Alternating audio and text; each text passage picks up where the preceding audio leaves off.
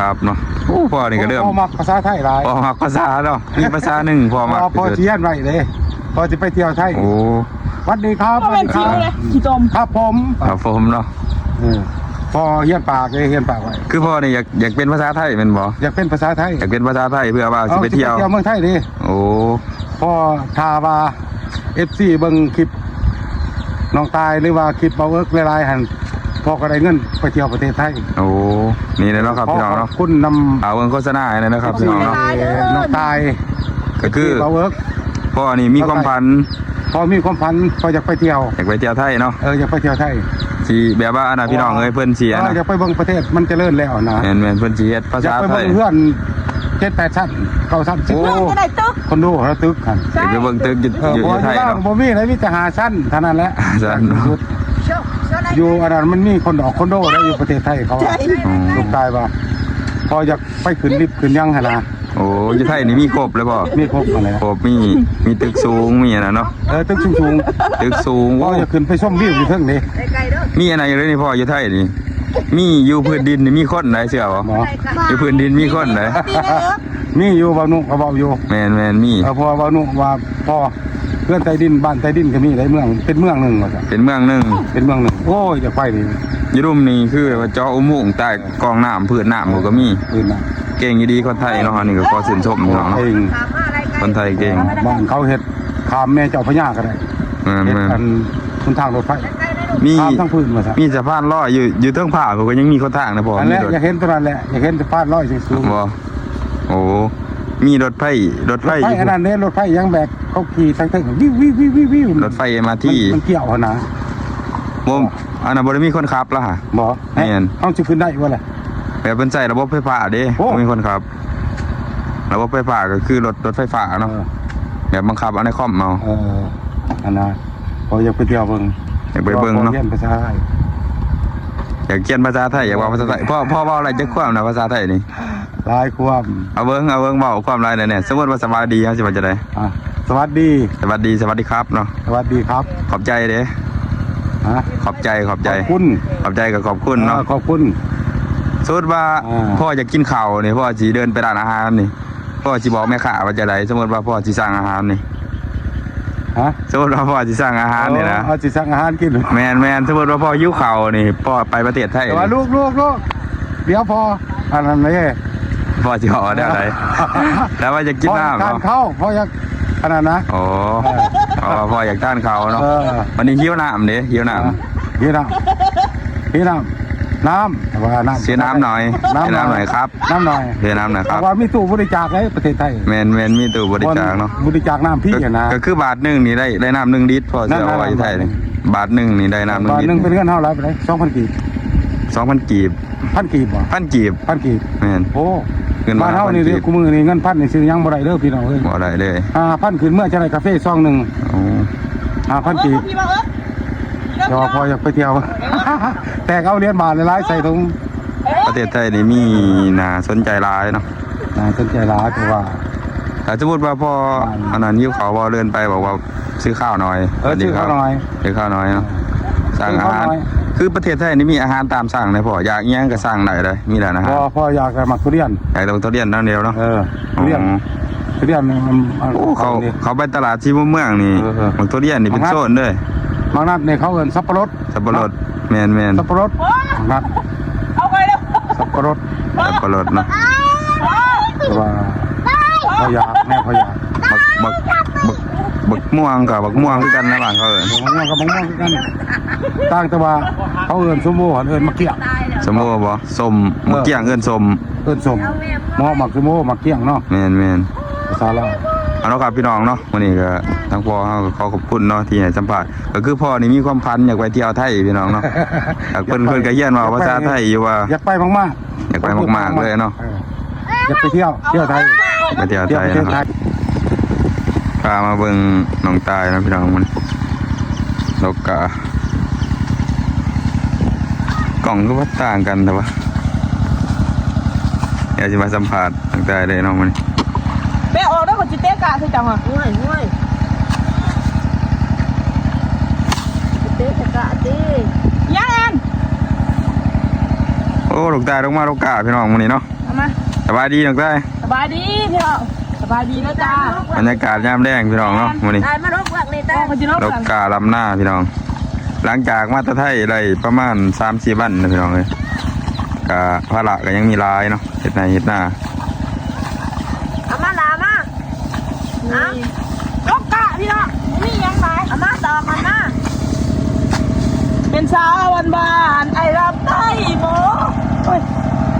เก็บกาเนาะ กะตีอย่าเตะจะกะตี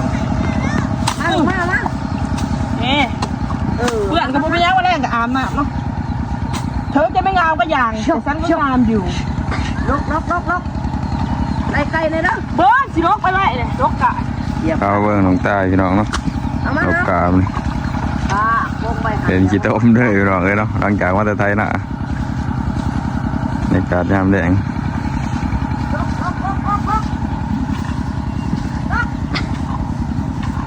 กะกระดกสมัยข้างหล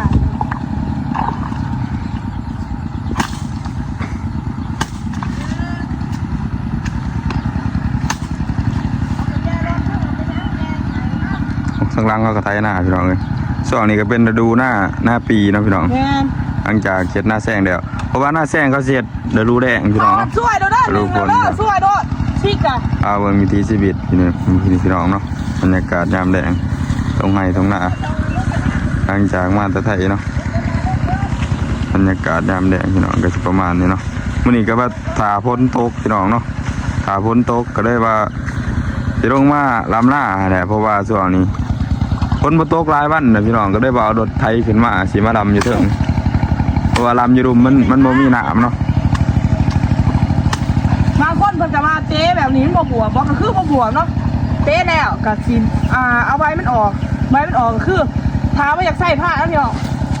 นี่ เด็ดเอาเลย เด็ดเลยเด็ดแล้วก็ลำวิธีลำนาก็นี่เนาะจำมาสิ ปลาเบิ่ง นี่ ก็คือมีอ้ายคนไทยน้องตายเพิ่นว่าก้านี่ถ้าเฮาเอาขึ้นมามันบ่ตายว่าเพิ่นว่า พิการเหรอหมอ แม่น บ่ตาย นี่เนาะก็อยากบอกอ้ายเพิ่นว่าบ่ตายเนาะเพราะว่ามันเป็นต้นแบบปักซ้ำอ้ายเป็นต้นแบบปักซ้ำคล้ายๆแบบมัน นี่สีดำให้เบิ่ง พืชปักซ้ำ นี่ เอาเบิ่งแต่ทำหน้าเนาะ นี่ก็อันนั้นแต่ว่านี่มันแก่โพดในยางมันแข็งเว้ยนี่แต่ว่าอันนี้ลูกใต้ดำให้เบิ่งซื่อๆบ่ได้เอาอันนี้ดอก เอาดี น้ำหนักก็จะประมาณนี้เนาะเพื่อนสิไปกินเขาก็บ่เป็นนะคะโอ้พี่แม่เช็ดให้ยังวะนะนี่ นี่เบื้องนี่ก็เป็นมัดกะแล้วพี่น้องหลังจากโลกไว้ ลำแล้วพี่น้อง เป็นนิเมะเนาะโอ้ มาพี่บอกลำแล้วก็ลกเนาะลกออกขึ้น ถ้าไปจากลำเลยก็ได้นี่พี่น้องเนาะเพราะว่า เรื่องอะไรแต่ว่าเขาตกไทยเหยียบกะเลย เป็นบ่เพราะว่าดินมันล่มมันเป็นดินด้มนะพี่น้อง ก็อันนี้ดำให้เบิ่งคือป้าไปนี่เมียมากนี่ลงกะมาทุกคายผ้าเกาะรอดเนาะ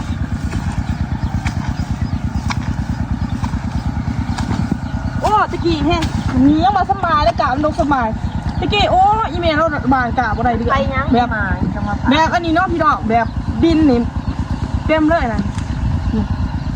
นี่เตะกะแบบเตะแบบมั่นใจใช่ไหมเนาะเตะแห้งมันก็ออกได้เนี่ย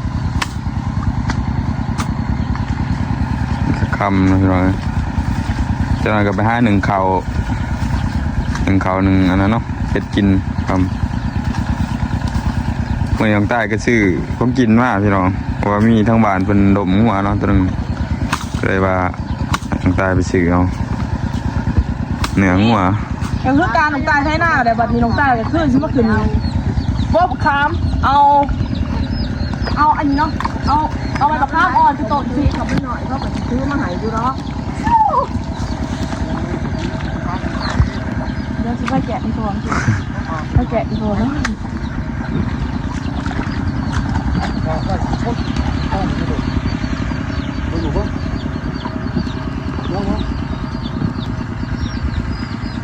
เบิ่งก่อนเขาสิรับเครื่องนี่โอ้เดี๋ยวมา เป็นพ่อเนาะจะเอาเครื่องแหวงงัวพี่น้องให้ควายเนาะสบายดีพ่อ สวัสดีครับ สวัสดีครับเนาะโอ้พ่อนี่ก็เริ่ม พ่อมักภาษาไทยหลาย พ่อมักภาษาเนาะมีภาษาหนึ่งพ่อมัก พ่อเชียนไว้เลยพ่อจะไปเที่ยวไทย โอ้ สวัสดีครับ ก็เป็นคิวเลยขี้ตม ครับผม ครับผมเนาะ พ่อเฮียนปากเลยเฮียนปากไว้ คือพ่อนี่อยากเป็นภาษาไทยเป็นบ่ อยากเป็นภาษาไทย อยากเป็นภาษาไทยเพื่อว่าจะไปเที่ยว เมืองไทยดิ โอ้ พ่อชาว่าFC เบิ่งคลิปน้องตายหรือว่าคลิปเบาเอิร์กหลายๆหันพ่อก็ได้เงินไปเที่ยวประเทศไทย โอ้นี่เลยเนาะครับพี่น้อง ขอ เนาะ บคุณนำ เอาเงินโฆษณาให้เลยนะครับพี่น้องเนาะ น้องตาย ก็คือ เบาเอิร์ก พ่อนี่มีความพัน พอมีความฝันพออยากไปเที่ยว อยากไปเที่ยวไทยเนาะ อยากไปเที่ยวไทย ที่แบบว่าอันน่ะพี่น้องเอ้ยเพิ่นเสียนะ อยากไปเบิ่งประเทศมันเจริญแล้วนะ แม่นเพิ่นสิเฮ็ดภา อยาก ษา ไป ไท เบิ่ ย งเพื่อน7-8ชั้น9ชั้น10 โอ้ เพื่อนก็ได้ตึก คนดูเขาตึกกัน อยากไปเบิ่งตึกอยู่ บ่ ไทย บ้าน เนาะ บ่มีเลยมีแต่5ชั้นเท่านั้นแหละ ชั้น อยู่อันนั้นมันมีคนดอกคนโดได้อยู่ประเทศไทยเขาอะลูกกายว่าพออยากไปขึ้นลิฟต์ขึ้นยังหั่นนะ โอ้อยู่ไทยนี่มีครบเลยบ่ มีครบหมดแล้ว ครบมีตึกสูงมีอันนั้นเนาะ ตึกสูง ตึกสูง ๆพออยากขึ้นไปชมวิวอยู่เทิงนี่ มีอะไรเลยนี่พ่ออยู่ไทยนี่มีอยู่พื้นดินนี่มีคนไหนเชื่อบ่ หมอ อยู่พื้นดินมีคนไหน มีอยู่บ่าวนุเขาเว้าอยู่ แม่นมี พอบ่าวนุว่าพอเพื่อนใต้ดินบ้านใต้ดินก็มีหลายเมืองเป็นเมืองหนึงว่าซั่น เป็นเมืองหนึง เป็นเมืองหนึงโอ้ยอยากไปนี่ อยู่รุมนี่คือว่าเจาะอุโมงค์ใต้กองน้ำพื้นน้ำก็มี อื่นน่ะ เก่งอยู่ดีคนไทยเนาะอันนี่ก็ขอชื่นชมพี่น้องเนาะ เอง คนไทยเก่ง บ้านเขาเฮ็ดขามแม่เจ้าพญาก็ได้ แม่ เฮ็ด น อันคุณทางรถไฟ มี ขามทั้งพื้นว่าซั่น มีสะพานลอยอยู่เทิงผาก็ยังมีคนทางนะพ่อ อัน มี แรก รถ อยากเห็นตัวนั้นแหละอยากเห็นสะพานลอยสูงๆ บ่โอ้มีรถไฟรถไฟ อยู่ อันนั้นเนี่ยรถไฟยังแบบเขาขี่ทั้งวิววิววิววิววิว รถไฟมาที่ มันเกี่ยวหั่นนะ บ่อันนั้นบ่ได้มีคนขับล่ะฮะ บ่ แม่น เฮาสิขึ้นได้บ่ล่ะ แบบเพิ่นใช้ระบบไฟฟ้าเด้ โอ้ บ่มีคนขับ ระบบไฟฟ้าก็คือรถไฟฟ้าเนาะแบบบังคับเอาในคอมเอา อันน่ะพออยากไปเที่ยวเบิ่ง อยากไปเบิ่งเนาะ พอรียนภาษาไทย อยากเขียนภาษาไทยอยากเว้าภาษาไทยพ่อเว้าอะไรจักความนะภาษาไทยนี่ หลายความ เอาเบิ่งเว้าความหลายแน่ๆสมมุติว่าสบายดีเฮาสิว่าจะได้ อ่ะสวัสดี สวัสดีครับเนาะ สวัสดีครับ ขอบใจเด้ ฮะ ขอบใจ ขอบคุณ ขอบใจกับขอบคุณเนาะ ขอบคุณ สมมุติว่า อ่า พ่ออยากกินข้าวนี่พ่อสิเดินไปร้านอาหารนี่พ่อสิบอกแม่ค้าว่าจะได้สมมุติว่าพ่อสิสั่งอาหารนี่ ฮะ สมมุติว่าพ่อสิสั่งอาหารนี่นะ เอาสิสั่งอาหารกิน แม่นสมมุติว่าพ่อหิวข้าวนี่พ่อไปประเทศไทย แต่ว่า นี่ ลูกเดี๋ยวพออันนั้นเลย พ่อสิห่อได้อะไรแล้วว่าจะกินน้ำ ทาน เนาะ ข้าวพออยากอันนั้นนะ โอ้พ่ออยากทานข้าวเนาะ เออ วันนี้หิวน้ำเด้หิวน้ำ พี่น้ำ